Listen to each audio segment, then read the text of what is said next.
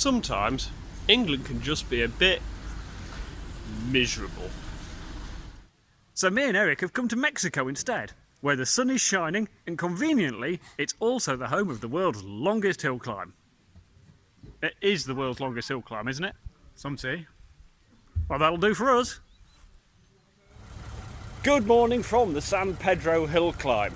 The eagle-eyed amongst you may notice it's a bit dark. That's because the first bikes go up the hill at 6:30 in the morning, so we have to get up here and set up in the dark, get tyre warmers on, that sort of thing. So it is, paddock by headlight, which is pretty cool. So we've got Eric's Superstock BMW set up as normal. It is his TT Superstock bike that's also done Pikes Peak, Bonneville and all the way across America, so it's got some stories to tell. We're actually going to do the first run on road tyres, just because Eric's not going to be sort of up to pace first run because he's actually learning where he's going, and the road might be a little bit cool and damp from the sort of dew overnight. So we're on road tyres, but we just put the warmers on to sort of give him a bit of an edge. Right, so this is John, and John has been incredibly generous and loaned us his utterly pimp transit van to head down here with. So he's also going to be riding on his Multistrada. John, tell us something interesting. Well, this is my first hill climb event and my first competitive event on a motorcycle, so I'm just out here to have a good time and enjoy the road. I've ridden the road in the past quite a few times down here. I think you guys win the award for coming the farthest, and I win the award for getting here from my house in 3.5 hours. So, right, John is running, if you can't see it, a new V4 Multistrada. So, as he says, he's ridden here from his house in San Diego on it, and the joys of this event is pretty much anybody can have a go. So, John's ridden dirt bikes and bits and been competitive in cars in the past, and so he just decided he'd have a bit of fun and come and compete on the bike. Right, it is nearly daylight. Are you ready, Eric? Yeah, ready to go. Should have brought the headlights with me, but couldn't get it in the suitcase, so we'll just have to make do. Right, engine is running, so I think it must be time to go. And the nice thing is, it is actually daylight, so we can see what's happening. Right, 2 minutes to go. They're just waiting for a couple of vehicles to clear the top of the circuit. Mark Miller gets to go P1 because they sort of thought he might be quite good. Eric goes P2, and then it's a selection of Multistradas and other stuff. Mark's had his 10-second signal. 5, 4, 3, 2, 1, and he's off. And now it's Eric's turn to roll down to the start point. 2, 1, go Eric. A little bit more gentle, but that's the Eric way.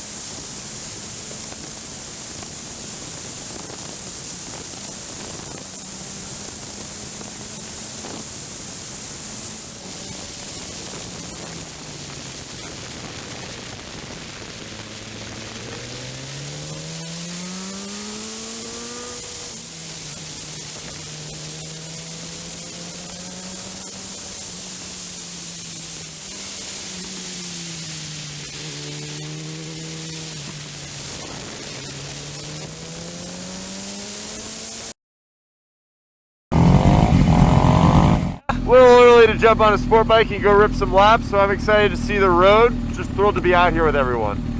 So you reckon you'll be wake in the next couple of miles? I'm going to be awake after that turn right there.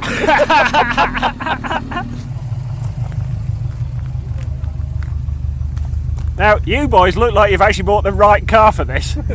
Yeah. Looking forward to it? Very much. So while Eric's riding around enjoying himself, there's not really anything I can do.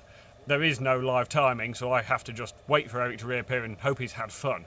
But I do have a few facts for the San Pedro hill climb.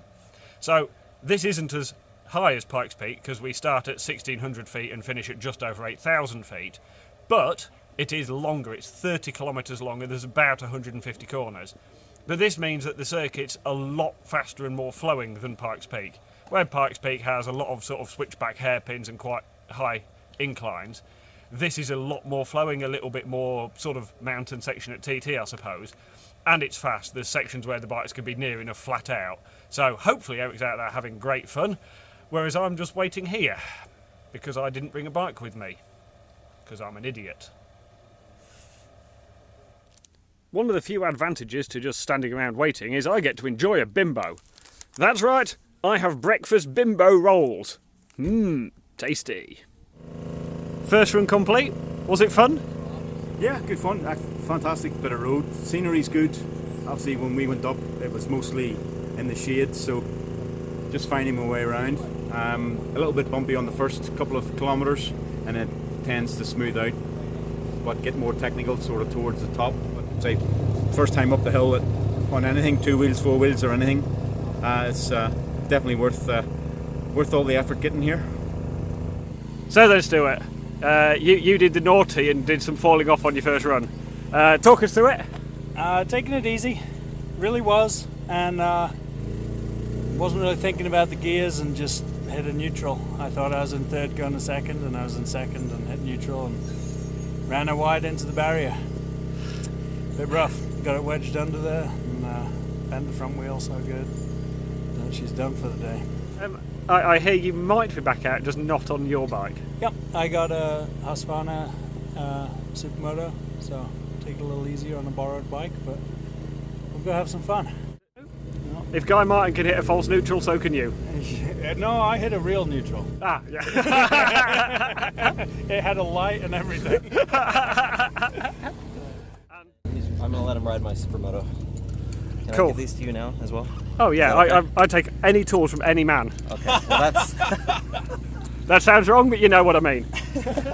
So you're excited to ride the BMW a little bit faster than the Supermoto? a little nervous.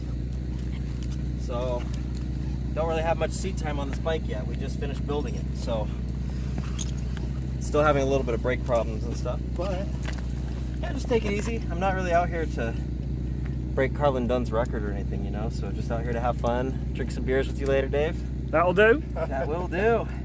I mean, it's only going to get better. So, get the bikes ready, figure out some fuel. Without that, we're not going anywhere. So, 10 minutes, then we're out again. Right, ready for the second run? Yep. Sun's out this time. Yes, it's a bit higher in the sky, so we'll see. We'll have another go and see if we can start piecing it together a little bit. So, lap record, yeah? Not this time, no. Good luck. Thank you. 3, 2, 1, go Eric!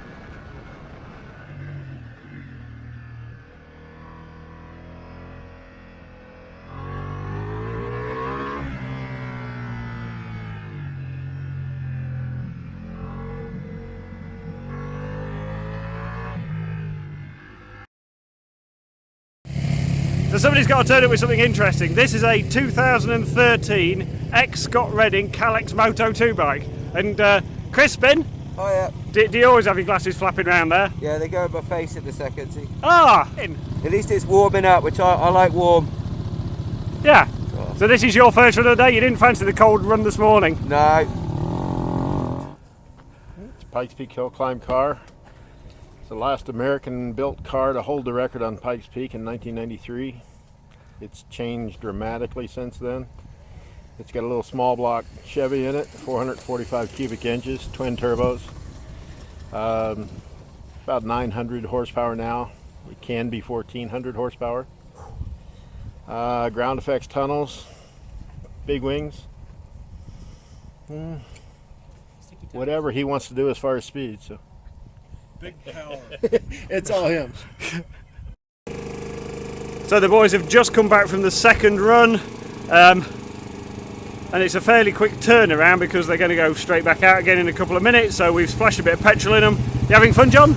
Oh yeah, that was even more fun that time. Going fast? Yeah, trying. I tried to show you 140, but I think I did 139. Good effort. Yeah, definitely a lot better. A few bits and pieces are starting to click.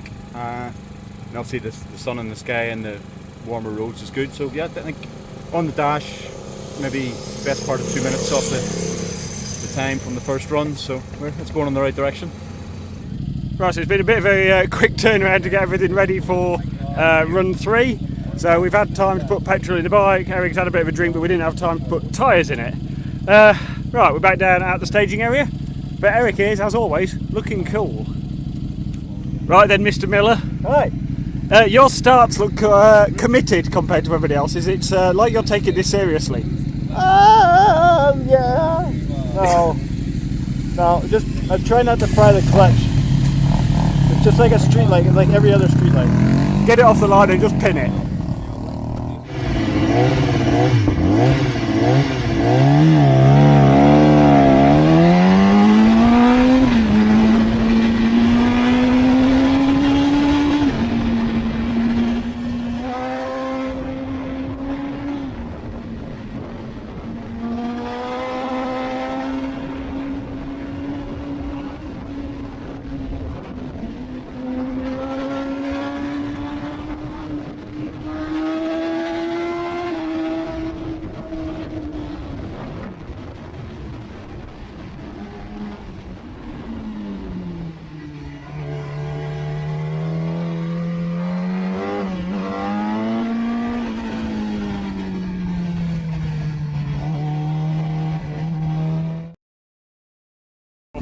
I've got gas.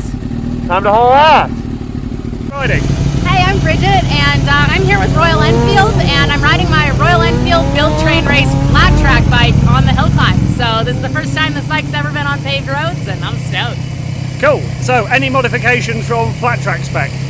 We added a front brake, so I can only go about 90, but I'm expecting the turns at the top to be really slidey and really fun.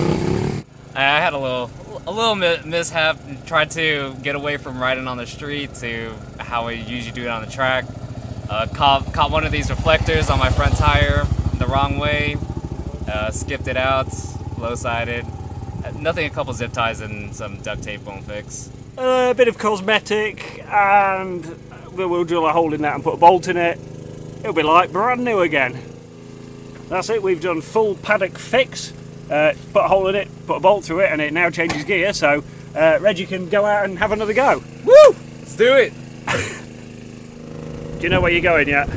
Yes, more of it's starting to click a little bit. Obviously, as you said, we've got the slicks in now, so we'll get them scrubbed in for tomorrow at least. And obviously, 99.9% of the track's now in the sun, so a few little dusty patches still.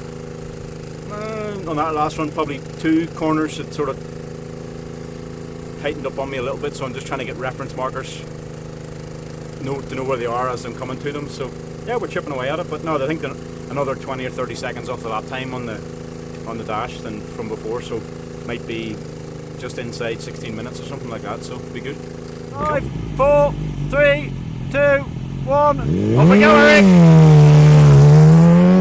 That was a bit more spirited.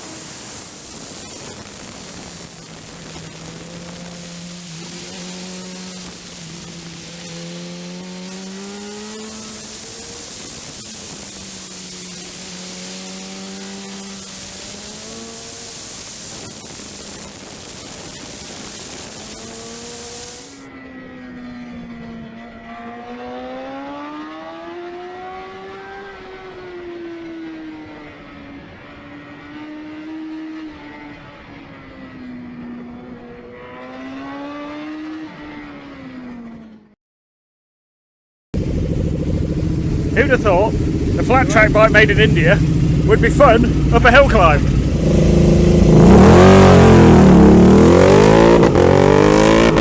It's certainly committed, that's for sure.